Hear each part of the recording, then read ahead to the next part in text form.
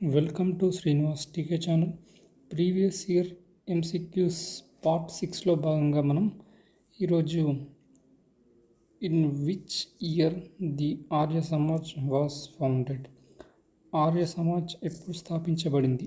Option 1 1875, option 2 1861, option 3 1774, option 4 1880. ఇందులో మనం యాక్చువల్గా దీన్ని స్థాపించింది ఎవరంటే స్వామి దయానంద సరస్వతి గారు 1875లో స్థాపించడం జరుగుతుంది. ఆన్సర్ 1875. ఇదే క్రమంలో మనం స్వామి దయానంద సరస్వతి గారి గురించి కొన్ని ముఖ్యమైన విషయాలు తెలుసుకుందాము. స్వామి దయానంద సరస్వతి గారి అసలు పేరు మూలాశంకర్. వీరు 1824లో గుజరాత్లో జన్మించడం జరిగింది. వీరి యొక్క బిరుదులు కనుక చూస్తే స్వామి,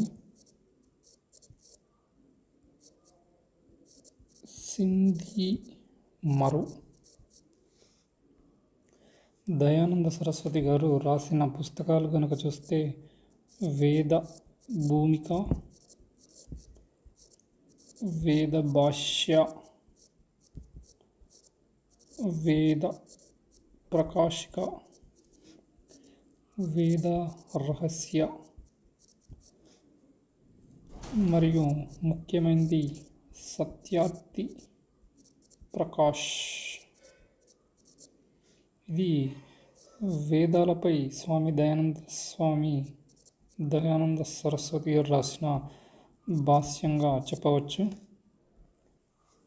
దయానంద సరస్వతి గారు 1875 ఏప్రిల్ 10న ఆర్య సమాజ్ని స్థాపించడం జరిగింది.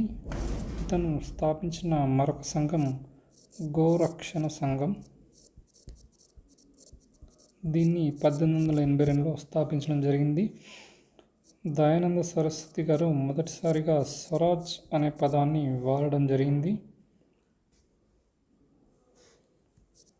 ఇండియా ఈజ్ ఫర్ ఇండియన్స్ అనే పదాన్ని కూడా మొదటిసారిగా దయానంద సరస్వతి గారు వాడడం జరిగింది. హరిజన్ అనే పదాన్ని గాంధీ గారి కంటే ముందు కూడా దయానంద సరస్వతి గారు వాడడం జరిగింది. ఆర్య సమాజ్ని ఏర్పాటు చేయడానికి ముఖ్యమైన కారణం హిందూ మతం ప్రచారం లేకపోవడం కారణంగా హిందూ మతంలో అనేక మూఢనమ్మకాలు, మూఢ విశ్వాసాలు పుట్టుకొచ్చాయని పేర్కొని శుద్ధమైన హిందూ మతంను ప్రచారం చేయుటకు 1875లో ఆర్య సమాజ్ని స్థాపించడం జరిగింది. తర్వాత లాహోర్ మరియు ఇతర ప్రాంతాల్లో అనేక శాఖల్ని ఏర్పాటు చేయడం జరిగింది.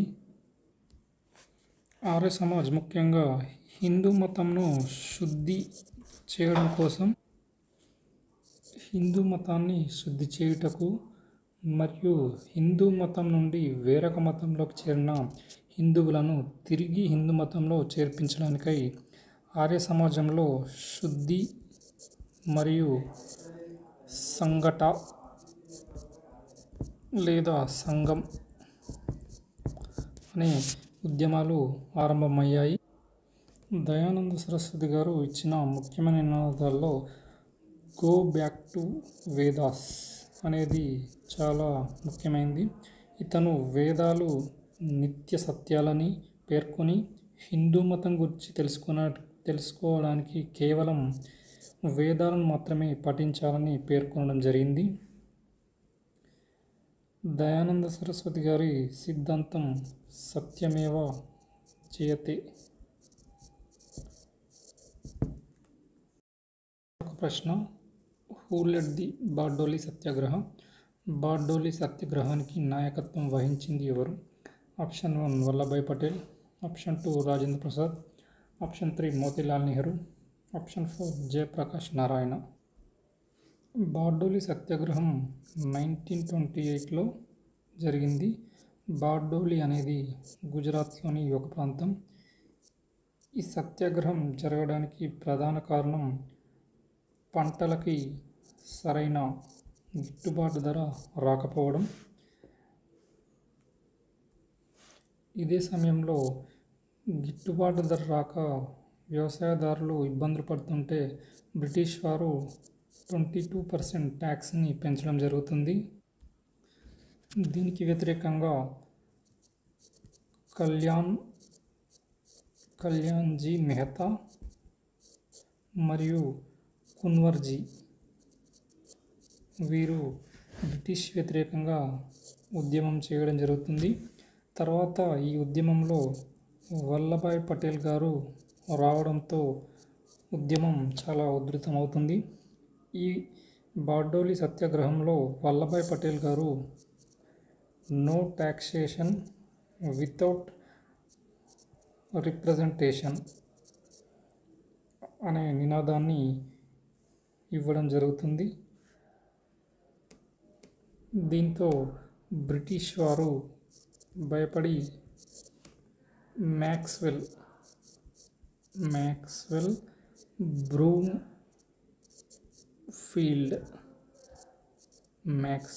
బ్రూమ్ఫీల్డ్ కమిటీని ఏర్పాటు చేయడం జరుగుతుంది.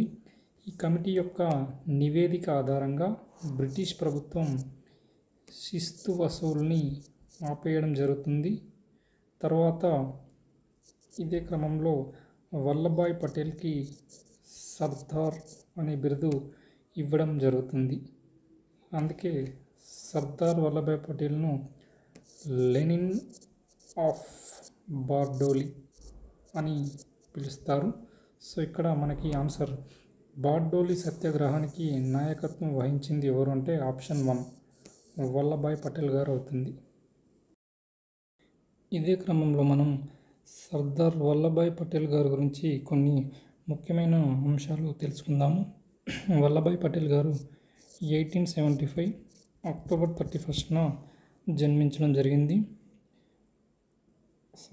వల్లభాయ్ పటేల్ గారికి గల బిరుదులు కనుక చూస్తే ది లెనిన్ ఆఫ్ బార్డోలి వీరుడు, సర్దార్, భారతదేశ ఉక్కు మనిషి, కింగ్ ఆఫ్ బార్డోలి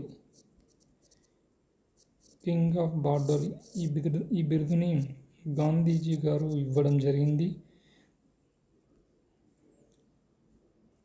వల్లభాయ్ పటేల్ గారి జన్మదినమైన అక్టోబర్ 31ని జాతీయ సమైక్యతా దినంగా ప్రకటించడం జరిగింది. సమైక్యతా దినం. వల్లభాయ్ పటేల్ గారు 1931 ఐఎన్సి సమావేశం కరాచీలో జరిగింది. ఇందులో పటేల్ అధ్యక్షతన ప్రాథమిక హక్కులు డిమాండ్ చేయబడ్డాయి. మరొకటి భారత రాజ్యాంగ పరిషత్లో ప్రాథమిక హక్కుల కమిటీకి సర్దార్ పటేల్ గారు చైర్మన్గా వ్యవహరించడం జరిగింది. భారతదేశంలోని 562 సంస్థానాల విలీనం చేయడంలో సర్దార్ పటేల్ గారు కీలక పాత్ర పోషించడం జరిగింది. ఇతని జ్ఞాపకార్థం 2018లో అహ్మదాబాద్లో స్టాచ్యూ ఆఫ్ యూనిటీని నిర్మించడం జరిగింది. మరొక ప్రశ్న, who among the following was not a member of the Congress socialist party? ఈ కింది వారిలో ఎవరు కాంగ్రెస్ సోషలిస్ట్ పార్టీ సభ్యుడు కాడు? Option 1 Jayaprakash Narayan, option 2 Acharya Narendra Dev, option 3 Achyut Patwardhan, option 4 Motilal Nehru. Congress socialist పార్టీని 1934లో జయప్రకాష్ నారాయణ గారు, ఆచార్య నరేంద్ర దేవ్ మరియు రామ్ మనోహర్ లోహియా, మిన్ను మసానీ, అచ్యుత పటవర్ధన్ గారు బొంబాయిలో స్థాపించడం జరిగింది. సో ఇక్కడ మనకి సభ్యుడు కాడు అనేది ప్రశ్న కాబట్టి జయప్రకాష్ నారాయణ సభ్యుడే, ఆచార్య నరేంద్రదేవ్ సభ్యుడే, అచ్యుత పటవర్ధన్ కూడా సభ్యుడే. ఆన్సర్ మోతీలాల్ నెహ్రూ. సో యాక్చువల్గా మోతీలాల్ నెహ్రూ గారు 1931లో మరణించడం జరిగింది. మనకి ఈ సంస్థ అంటే సిఎస్పి కాంగ్రెస్ సోషలిస్ట్ పార్టీ స్థాపించింది 1934. సో మనకి మోతీలాల్ మరణించిన సంవత్సరం గుర్తున్న దీనికి సింపుల్గా ఆన్సర్ చేయవచ్చు.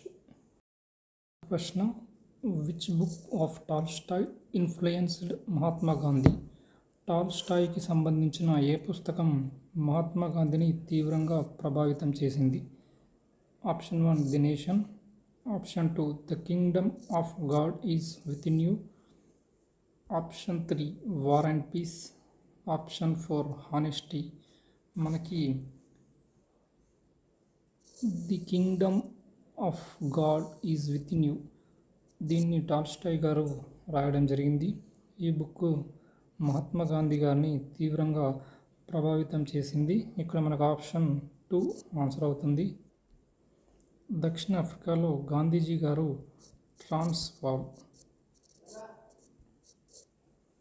ట్రాన్స్వాల్లో ఏర్పాటు చేసిన ఆశ్రమానికి టాల్స్టాయ్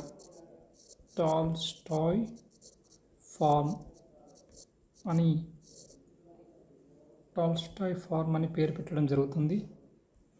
ఇదే క్రమంలో మనం గాంధీజీ గారి గురించి మొత్తం వివరాలు తెలుసుకుందాము.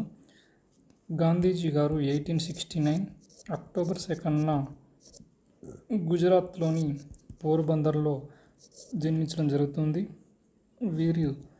వీరి యొక్క బిరుదులు కనుక చూస్తే జాతిపిత, దీన్ని సుభాష్ చంద్రబోస్ గారు ఇవ్వడం జరుగుతుంది. మరొక బిరుదు మహాత్మా, దీన్ని రవీంద్రనాథ్ ఠాగూర్ గారు ఇవ్వడం జరుగుతుంది. మరొక బిరుదు బాపూజీ, దీన్ని జవహర్లాల్ నెహ్రూ గారు ఇవ్వడం జరుగుతుంది. మరొక బిరుదు కైజర్ ఈ హింద్, దీన్ని బ్రిటిష్ వారు ఇవ్వడం జరుగుతుంది. గాంధీ గారి యొక్క వార్తాపత్రికలు కనుక చూస్తే ఒకటి యంగ్ ఇండియా, మరొకటి నవజీవన్, మరొకటి హరిజన్, దీన్ని ఇంగ్లీష్లో ప్రచురించడం జరిగింది. మరొకటి ఇండియన్ ఒపీనియన్, దీన్ని దక్షిణాఫ్రికాలో ప్రచురించడం జరిగింది. గాంధీజీ గారి యొక్క పుస్తకాలు కనుక చూస్తే మై ఎక్స్పెరిమెంట్స్ విత్ ట్రూత్, ఇది గాంధీజీ గారి యొక్క ఆత్మకథ. హింద్ స్వరాజ్, మరొకటి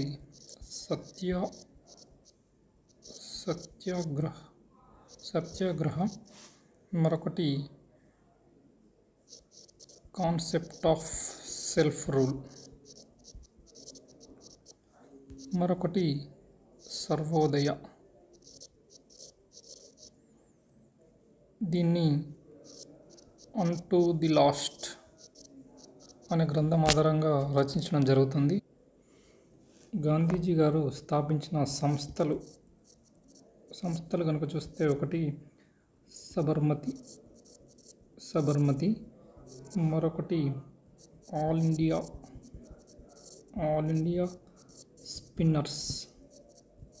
స్పిన్నర్స్ అసోసియేషన్, మరొకటి ఆల్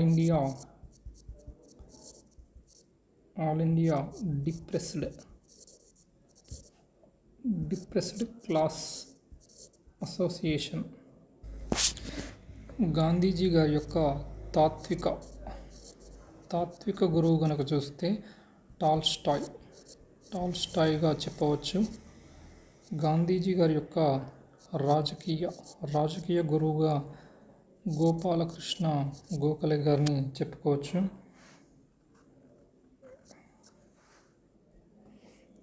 గాంధీజీ గారు 1893లో దక్షిణాఫ్రికా వెళ్ళడం జరుగుతుంది. తిరిగి 1915 జనవరి 9న భారతదేశానికి తిరిగి వస్తారు. ఈ జనవరి 9ని ఇండియన్ గవర్నమెంట్ NRI డేగా ప్రకటించడం జరిగింది.